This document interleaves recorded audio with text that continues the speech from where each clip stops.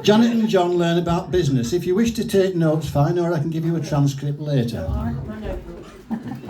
Janet and John are in the garden. It is raining.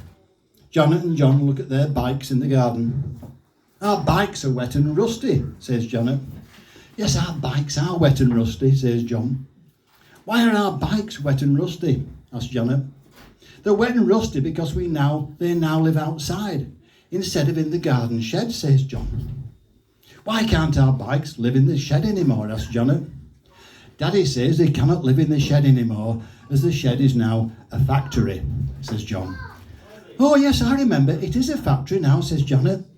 Daddy is very proud of his factory and thinks it will make us rich, says John.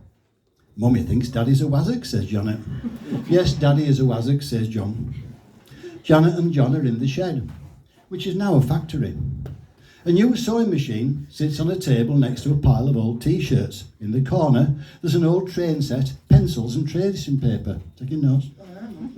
Why is there a sewing machine on the table next to the old T-shirts? Asked Janet.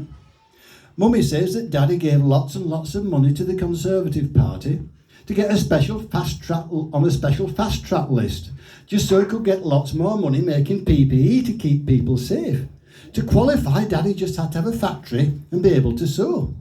Mummy said Daddy could empty that flaming shed out and call her a factory for all she cared, but if he thought she was going to start sewing in a shed on a new sewing machine that Daddy bought her for Christmas, which he never wanted anyway, to make rubbish PPE out of old T-shirts just like some third world child sewing expensive Nike trainers for a few pennies a day, then he got another blooming thing coming, said John. Daddy said that he was clever, as it did not matter if you did not actually make anything. You just had to have a factory and look like you tried really hard to make PPE and be able to send out big invoices before waiting to become a lord, says Janet. Lord Allen. Did Daddy get paid? Asked John. No, Daddy did not get paid as he did not get a contract, said Janet. Why did Daddy not get a contract? Now, this is where you need to concentrate. Are you listening? Daddy says he didn't get a contract because even though he sent lots of money to the Conservative Party, he forgot to join the local hunt and the golf club. He also forgot that you and I go to the local comprehensive rather than Eton and are called Janet and John, not Tabitha and Tarquin, and no matter how much he stuffs a plum up himself, he could not sound like Jacob Rees-Mogg. But it did sort his piles out, said Janet. Mummy and Daddy. Mummy thinks Daddy's a wazzock, says John. Yes, he is a wazzock, said Janet. Janet and John look at the broken train set. You were wondering about that, weren't you? Yeah. Pencils and tracing paper in the corner of the shed-stroke factory. What's a train set, pencils and tracing paper for? Asked Janet. Daddy said that he thought that was all he needed to milk millions from the track and trace rollout, said John. But track and trace did not involve train track and tracing paper, did it? Asked Janet.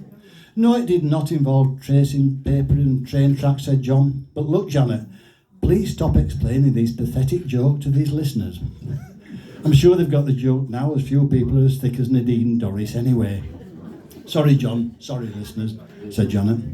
Is Daddy a wazzock then? Asked Janet. Yes, he is a wazzock, but not as much of a wazzock as you may think. Daddy says that he may well have misunderstood the brief on test and trace, but whilst his broken train track and tracing paper system didn't work at all, it was as much use as the other track and trace system anyway. His system cost billions of pounds less, and at least he could have repurposed it as Christmas presents in the future, leaving more room in his shed-stroke factory. See, cunning, isn't it, said John. Janet and John are in the food bank. Why are in the food bank? Now, this is about when Richie Sunak was, so...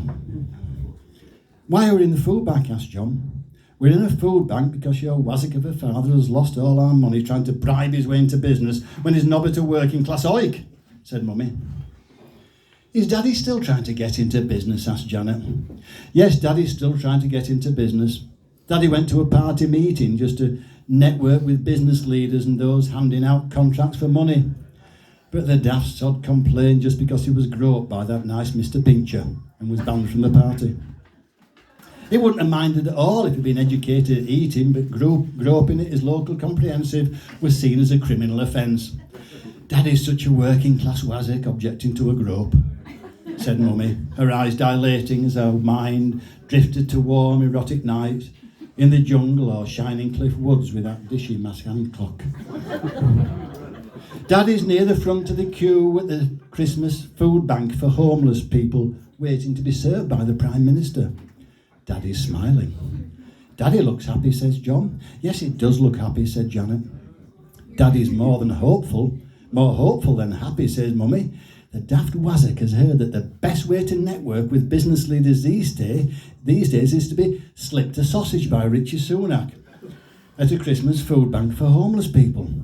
He's been slipped a sausage just to get ahead. A euphemism then, asked Janet, blushing. Only if you're a boy and went to private school, said Mummy.